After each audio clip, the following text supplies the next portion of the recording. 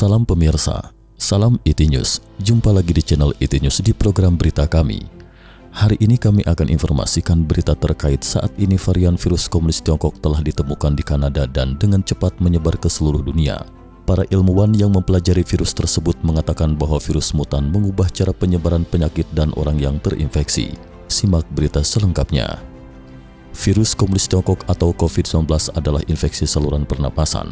Virus yang menyebabkan penyakit itu disebut SARS-CoV-2.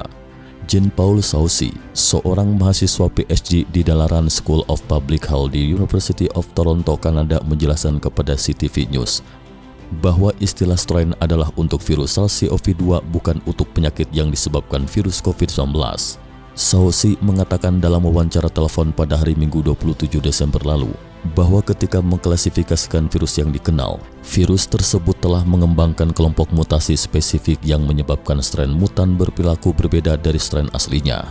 Menurut Globe and Mail, orang yang ingin mengetahui tentang penyebab virus komunis Tiongkok hanya perlu membuka situs nextstrain.org yang dikelola oleh sekelompok ahli biologi komputasi. Saat ini situs tersebut menampilkan lebih dari 3.500 gen dalam berbagai cabang SARS-CoV-2. Di atas berarti ada lebih dari 3.500 varian virus COVID-19 dan ini hanyalah sedikit dari semua varian yang telah ditemukan.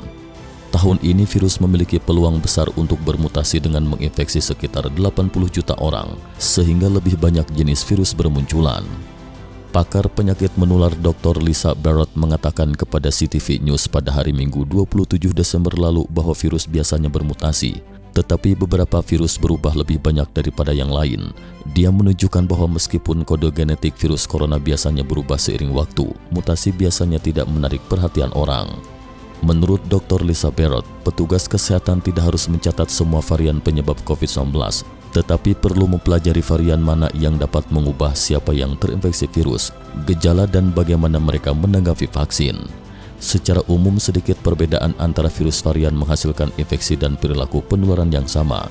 Mereka seperti sidik jari, kode genetiknya dapat digunakan untuk mengidentifikasi dan melacak riwayat berbagai wabah virus, tetapi penyakit yang ditimbulkannya sama. Tidak demikian halnya dengan varian baru yang awalnya ditemukan di Inggris dan sekarang ditemukan di Kanada. Menurut laporan epidemiologi dan laboratorium awal, virus varian dapat mengubah karakteristik COVID-19 yang cukup untuk mengubah cara penyebaran penyakit dan orang yang terinfeksi. Ini tidak hanya berpotensi menyebabkan pandemi baru, tetapi perubahan virus yang konstan dapat menyebabkan perubahan dalam standar pengujian COVID-19 dan membuat pengembangan dan persetujuan vaksin lebih sulit. Perlu juga dicatat bahwa dua varian lain baru-baru ini muncul, satu dari Afrika Selatan dan satu lagi dari Nigeria. Keduanya tidak berkaitan erat dengan mutasi yang terjadi di Inggris, namun keduanya memiliki mutasi yang sama pada genom virus. Mutasi ini mempengaruhi cara virus menyerang sel manusia. Mutasi ini yang disebut N501Y telah muncul sebelumnya, tetapi mutasi yang sekarang muncul di Inggris dan Afrika Selatan tampaknya digabungkan dengan perubahan lain untuk meningkatkan efeknya.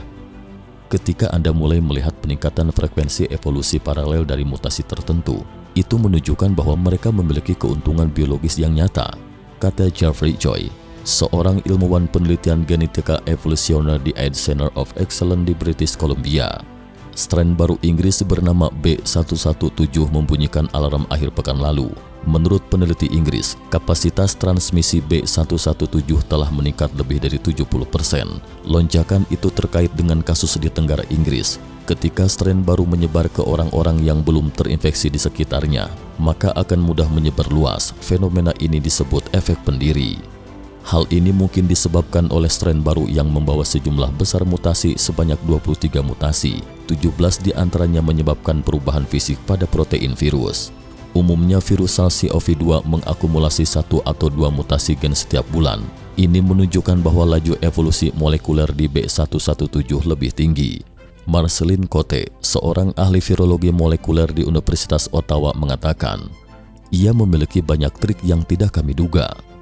Data epidemiologi di Inggris juga menunjukkan bahwa strain baru mungkin lebih dapat menginfeksi anak-anak. Ini akan konsisten dengan bukti bahwa lebih mudah untuk mengikat reseptor sel manusia. Lalu apakah strain baru membatalkan vaksin yang ada?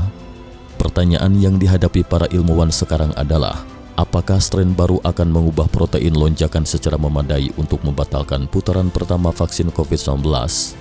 Meskipun pertanyaan ini harus diuji, menurut pengamatan ahli menunjukkan bahwa vaksin tersebut menstimulasi respon ke beberapa situs protein lonjakan, bukan hanya satu situs. Untungnya vaksin masih dapat mengunci virus dan mencegah infeksi sel. Perusahaan produsen vaksin Moderna yang telah disetujui oleh Health Canada mengatakan bahwa pihaknya yakin perubahan ini tidak akan mempengaruhi respon imun dari vaksinnya. Perusahaan itu menyatakan, "Kami akan melakukan lebih banyak tes pada vaksin dalam beberapa minggu mendatang untuk konfirmasi." Menurut Dr. Lisa Barrett, data saat ini menunjukkan bahwa vaksin COVID-19 mungkin akan melawan varian baru ini, tetapi diperlukan lebih banyak penelitian. Sebelum mempelajari lebih lanjut tentang varian B117, Dr. Lisa Barrett mengatakan bahwa langkah-langkah kesehatan masyarakat saat ini perlu dijaga, termasuk menjaga jarak secara fisik, memakai masker dan sering mencuci tangan untuk membantu membatasi penyebarannya lebih lanjut.